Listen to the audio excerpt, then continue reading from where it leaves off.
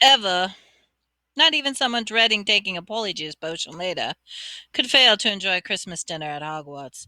The Great Hall looked magnificent. Not only were there a dozen frosty-covered Christmas trees, thick streamers of holly and mistletoe crisscrossing the ceiling, but enchanted snow was falling, warm and dry from the ceiling. Dumbledore led them in a few of their favorite carols, Hagrid booming more loudly with every goblet of eggnog he consumed. Percy, who hadn't noticed that Fred and had bewitched his prefect badge so that it now read Pinhead, kept him asking him all what they were sniggering at. Harry didn't even care that Draco Malfoy was making loud, snide remarks about his new sweater from the Slytherin table. With a bit of luck, Malfoy would be getting his comeuppance in a few hours' time. Harry and Ron barely finished their third helping of Christmas pudding when Hermione ushered them out of the hall to finalize their plans this evening. We still need a bit of the people that we're going to change into, said Hermione matter of factly, as though she was sending them to the supermarket for a laundry detergent. And obviously, it's best if you can get something of Crabbe's and Goyle's. They're Malfoy's best friends. He'll tell them anything, and we know we need to make sure the real Crabbe and Goyle can't burst in on us while we're interrogating him. I've got it all worked out, she went on smoothly, ignoring Harry and Ron's stupefied faces. She held up two plump chocolate cakes. I filled these with a simple sleeping draught. All you have to do is make sure Crabbe and Goyle find them. You know how greedy they are. They're bound to eat them. Once they're asleep, pull out a few of their hairs and hide them in the broom closet.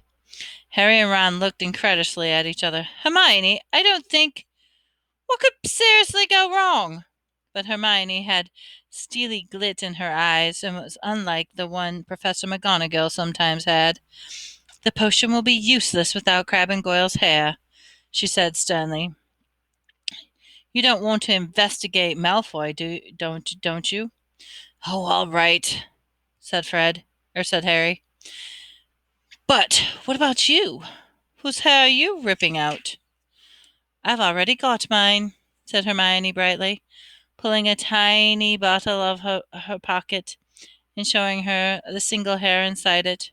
Remember Millicent Bulstrode wrestling with me in the Durling Club? She left this on one of my robes, and she was trying to strangle her. And she's gone from home from Christmas, so I'll just have to tell the Slytherins I've decided to come back.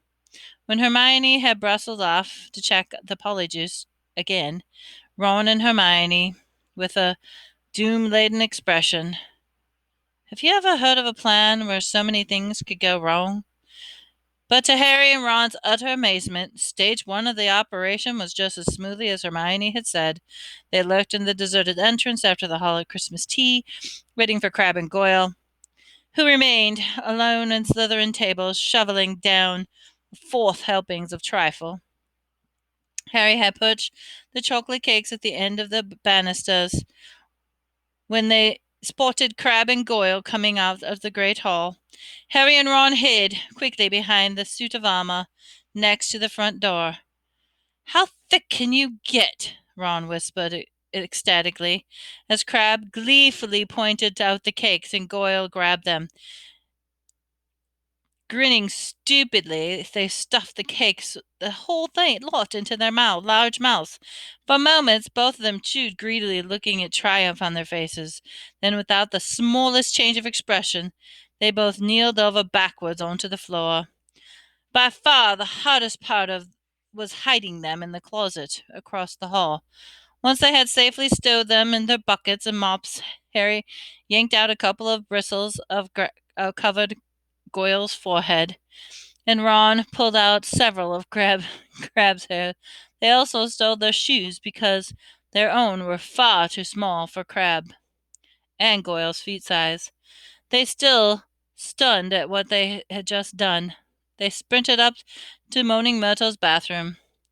They could hardly see for the thick black smoke issuing from the stall which Hermione was stirring the cauldron. Pulling the others over to their faces, Harry and Ron knocked softly on the door. Hermione? They heard a scrape of look at Hermione emerged, shiny face, looking anxious. Behind there was heard a gloop, gloop, gloop, bubbling of the gluttonous potion. 3 glasses of tumblers ready for on the toilet seat. Did you get them? Hermione asked breathlessly. Harry showed her Goyle's hair. Good. And I sneaked these pair of robes out of the laundry, Hermione said, holding up a small stack. You'll need bigger ones. Sizes of Crabbe and Goyle. The 3 of them stared into the cauldron.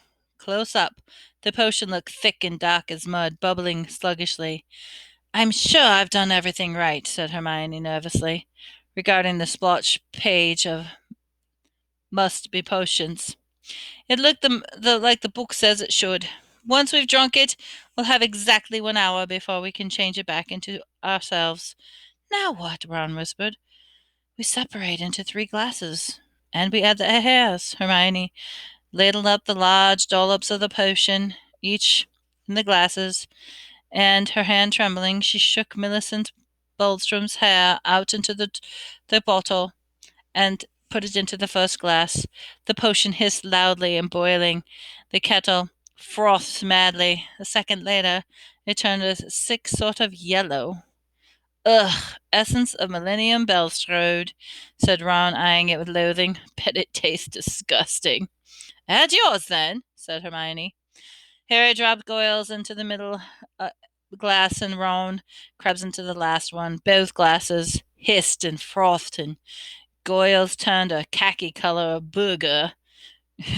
Crabbe's a dark, murky brown. Hang on, said Harry, as Ron and Hermione reached for their glasses. We'd better not drink them all in here. Once we start to turn into Crabbe Goyle, we won't fit. And Millicent Bulstrode's no pixie. Good thinking, said Ron, unlocking the door. We'll take separate stalls. Carefully, not to spill a drop of the Polyjuice potion, Harry slipped into the middle stall. Ready? He called. Ready, came Ron and Hermione's voices. 1, 2, 3. Pinching their nose, Harry drank the potion down in 2 large gulps. It tasted like overcooked cabbage. Immediately, his insides started writhing as though he was swallowed 6 live snakes. Doubled over, he wondered whether he was going to be sick. Then, burning sensations spread rapidly from his stomach to the very ends of his fingers and his toes, next bringing him up gasping on all fours, coming to a horrible melting feeling in his skin, all over his body, bubbled up like a hot wax. Then before his eyes his hands began to grow, and his fingers thickened, his nails broadened, his knuckles were bulging like bolts, his shoulders stretched painfully, and prickling the forehead told him that his hair was creeping down towards his eyebrows. His robes ripped, and his chest expanded like a barrel of bursting. Its hoops, its feet were agony, 4 sizes too small. Suddenly, as it had started, everything stopped. Harry lay face down on the stone-cold floor, listening to Myrtle gurgling noisily in the end toilet. With difficulty, he kicked off the shoes and stood up. So then, what he felt like being Crabbe, his large hand trembled. He pulled off his old robes, which were hanging a foot above his ankles, and pulled on the spare ones and laced up Goyle's boat-like shoes. He reached down and brushed his hair out of his eyes, and met only with the short growth of wiry bristles low on his forehead. Then he realized that his glasses were clouding his eyes because Goyle obviously doesn't need them. So he took them off and called, Are you 2 okay? Goyle's low grasp of voice issued from his mouth. Yeah, came a deep grunt from Crabbe. Harry unlocked the door and stepped forward and cackled. Goyle stared back at him deep and out of dull, deepest eyes. Harry scratched his ear. So did Goyle. Ron's door opened and they stared at each other, except that they looked pale and shocked. Ron was indistinguishable from Crabbe, and a pudding bowl haircut to the long gorilla arms. "This is unbelievable," said Ron, approaching the mirror, pulling Crabbe's flat nose. "Unbelievable!" "We'd better get going," said Harry, loosening the watch from was cutting into Goyle's thick wrist. "We still got to find out where the Slytherin common room is. I only hope we can find it someone to follow." Ron had been gazing up at Harry. "You don't know how bizarre it is to see Goyle thinking." He banged Hermione's door. "Come on, we gotta go." High-pitched voice answered him. "I don't think I'm going after all." "You go with me, Hermione. We know Millicent Bulbatrode's ugly, so no one's going to know that it's really... No, really, I don't think I'll come. You two hurry up. You're wasting time." Harry looked at Ron, bewildered. "That looks more like Goyle," said Ron. "That's how he looks every time a teacher asks him a question." "Hermione, are you okay?" asked Harry through the door. "Fine, I'm fine. Just go on." Harry looked at his watch. 5 of their precious 60 minutes had already passed. "We'll meet you back here, all right?" he said. Harry and Ron opened the door to the bathroom carefully, checked the coast to set off. "Don't swing your arms like that, Harry," muttered Ron. "Eh? Crabbe holds them stiff, like this. How's this? Yeah, that's better." They went down the marble staircase, and all they needed now was a Slytherin that they could follow to the Slytherin common room. But there was nobody around. "Any ideas?" muttered Harry. "The Slytherin always come up for breakfast from over there," said Ron, nodding at the entrance of the dungeons. The words had barely left his mouth when a girl with long, curly hair emerged from the entrance. "Excuse me," said Ron, hurrying up to her. "We've forgotten the way to our common room." "I beg your pardon," the girl said stiffly. "Our common room? I'm Ravenclaw." She walked away, looking suspiciously back at them. Harry and Ron hurried down the staircase, up to the staircase in the darkness of the footsteps. Particularly loudly, Crabbe and Goyle's huge feet hit the floor, feeling that it wasn't going to be as easy as they'd hoped. The labyrinth passage was deserted. They walked deeper and deeper and deeper under the school, constantly checking their watches to see how much time they had left. After a quarter of an hour, just as they were getting desperate, they heard a sudden movement ahead. "Ha!" said Ron excitedly. "There's one of them now." The figure was emerged from the side room as they hurried near. However, their hearts sank. It wasn't Slytherin, it was Percy. "What are you doing down here?" Ron said in surprise. Percy looked affronted. "That is stiffly none of your business. It's Crabbe, isn't it?" "Oh, well, yeah," said Ron. "Well, get off to your dormitory," said Percy sternly. "It's not safe for you to go wandering around dark corridors these days. You are," Ron pointed out. "I," Percy drawing himself, "am a prefect. Nothing's about to attack me." A voice suddenly echoed from behind Harry and Ron. Draco Malfoy was strolling towards them, and for the first time in his life Harry was pleased to see him. "There you are," he drawled, looking at them. "Have you two been pigging out in the Great Hall this time? I've been looking for you. I want to show you something really funny." Malfoy glanced witheringly at Percy. "And what are you doing down here, Weasley?" he said, Percy looking outraged. "You want to show a bit more respect at a school prefect," he said. "I don't like your attitude," Malfoy sneered, motioning for Harry and Ron to follow him. Harry almost said something apologetic, but caught himself just in time. He and Ron hurried with Malfoy, who said they turned into the next passage. "That Peter Weasley."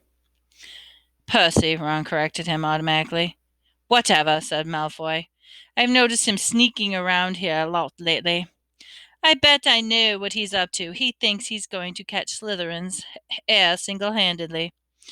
He gave a short, derisive laugh. Harry and Ron exchanged looks. Malfoy paused by a stretch of bare, damp stone wall. "What's the new password again?" he said to Harry. Harry said. "Oh, yeah, pure blood," said Malfoy, not listening to the door concealed as they walked through the wall.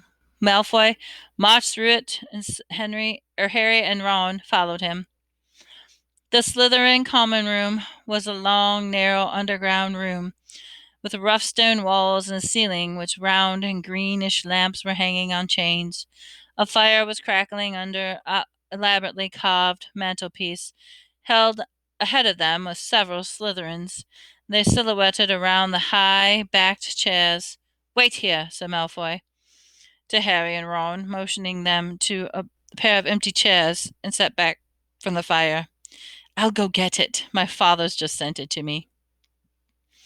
Wondering what Malfoy was going to show them, Harry and Ron sat down, doing their best to look at home. Malfoy came back later with a newspaper clipping. He thrust it in under Ron's nose. "This'll give you a laugh," he said. Harry saw Ron's eyes widen in shock. He read the clipping quickly and forced a laugh and handed it to Harry. It had been clipped out of the Daily Prophet. It said, "Inquiry at the Ministry of Magic. Arthur Weasley, head of misuse of Muggle artifacts, was today fined 50 galleons for bewitching a Muggle car. Mr. Lucius Malfoy, the governor of Hogwarts School of Witchcraft and Wizardry, where the enchanted car crashed earlier the year, called today for Mr. Weasley's resignation. Weasley has brought the ministry into dispute. Mr. Malfoy told the reporter, he clearly is unfit to draw up our laws, and ridiculous Muggle Protection Act should be scrapped immediately." Mr. Weasley was unavailable for comment as his wife told reporters to clear off or she'd set the family ghoul on them. "Well," said Malfoy impatiently. Harry handed the clipping back to him. "Don't you think that's funny?" said Harry bleakly. "Arthur Weasley loves Muggles so much he should snap his own wand in half and go and join them," said Malfoy scornfully. "You'd never know the Weasleys were purebloods the way they behave." Ron, or rather Crabbe's face, contorted with fury. "What's up with you, Crabbe?" snapped Malfoy. "Stomach ache," Ron grunted. "Well, go up to the hospital wing and give all those mudbloods a kick for me," said Malfoy, sniggering. "You know, I'm surprised the Daily Prophet hasn't reported about all these attacks yet. We were on thoughtfully. I suppose Dumbledore's trying to hush it all up. He's been sacked if it doesn't stop soon. Father's always said old Dumbledore's the worst thing that ever happened to this place. He loves Muggleborns. Decent headmaster would never let slime in like Crevian." Malfoy started taking pictures with the imaginary camera and did a cruel accurate impression of Colin. "Potter! Can I have your picture, Potter? Can I have your autograph? Can I lick your shoes, please, Potter?" He dropped his hands and looked at Harry and Ron. "What's the matter with you two?" Far too late. Harry and Ron forced themselves to laugh, but Malfoy seemed satisfied. Perhaps Crabbe and Goyle were always slow on the uptake. "Saint Potter, Mudblood's friend," said Malfoy slowly. "He's another one with no proper wizarding feeling. Or he wouldn't go around with that jumped-up Granger Mudblood, and people think he's Slytherin's heir." Harry and Ron waited on bated breath. Malfoy was sure the seconds away from telling him it was him, but then, "I wish I knew who it was," said Malfoy petulantly. "I could help them." Ron's jaw dropped so that Crabbe looked even more clueless than usual. Fortunately, Malfoy didn't notice, and Harry, thinking fast, said, "You must have some idea who is behind it all." "You know, I haven't, Goyle. How many times have I tried to tell you?" snapped Malfoy. "And Father won't tell me anything about the last time the chamber was opened either. Of course, it was 50 years ago, so it was before his time, but he knows all about it, and he says it was all kept quiet, and it'll look suspicious if I know too much about it. But I know one thing. The last time the Chamber of Secrets was opened, a mudblood died. So it's a matter of time before he's killed this time. I hope it's Granger," he said with relish, Ron clenching Crabbe's gigantic fist, feeling that it would be a bit of giveaway if Ron punched Malfoy. Harry shot him a warning look and said, "Do you know if the person who opened it before chamber last time was caught?" "Oh, yes, whoever it was expelled," said Malfoy. "They probably still in Azkaban." "Azkaban?" Harry asked puzzled. "Azkaban, the wizard prison, Goyle. said Malfoy, looking at him in disbelief. "Honestly, if you were any slower, you'd be going backward." He shifted restlessly in his chair and said, "Father says to keep my head down and let the heir of Slytherin get on with it. He says the school needs ridding of the mudblood's filth, but not to get mixed up with it, of course. He's got a lot on his plate at this moment. You know, the Ministry of Magic raided our mansion last week." Harry tried to force Goyle's dull look face of concern. "Yeah?" said Malfoy. "Luckily they didn't find much. Father's got some very valuable dark art stuff, but luckily we've got our own secret chamber under the drawing room floor." "Ho!" said Ron. Malfoy looked at him. So did Harry. Ron blushed. E- Even his hair was starting to turn red. His nose was slowly lengthening. The hour was up. Ron was turning back into himself. From the look of horror he was suddenly giving Harry, he must be too. They both jumped up to their feet. "Medicine for my stomach," Ron grunted. With a further ado, they sprinted the length of the Slytherin common room, hurled themselves to the stone wall, and dashed through the passageway, hoping against hope that Malfoy hadn't noticed anything. Harry could feel his feet slopping around in Goyle's large shoes. They had to hoist up their robes as they sank. They crashed up the stairs into the dark entrance hall, and was full of muffled pounding coming from the closet that they'd put Log and Crabbe and Goyle in. Leaving their shoes outside the closet door, they sprinted in their socks up to the marble staircase towards Moaning Myrtle's bathroom. "Well, it wasn't a complete waste of time," Ron panted, closing the bathroom door behind him. "I know we still haven't found who was doing the attacks, but I'm going to write Dad tomorrow and tell him to check under the Malfoys' drawing room." Harry checked his face in the cracked mirror. It was back to normal. He put his glasses on, and Ron hammered on the door to Hermione. "Hermione, come out!" "Go away!" Hermione squeaked. Harry and Ron looked at each other. "What's the matter?" said Ron. "You must be back to normal by now." But Moaning Myrtle glided up through the stone wall. "Ooh, wait till you see. It's awful." She heard a lock slide, and Hermione emerged, sobbing, her robes pulled up over her head. "What's up?" said Ron uncertainly. "Have you still got Millicent's nose or something?" Hermione let her robes fall, and Ron backed into the sink. His face was covered in black fur. Her eyes had turned yellow, and there was long, pointed ears through her hair.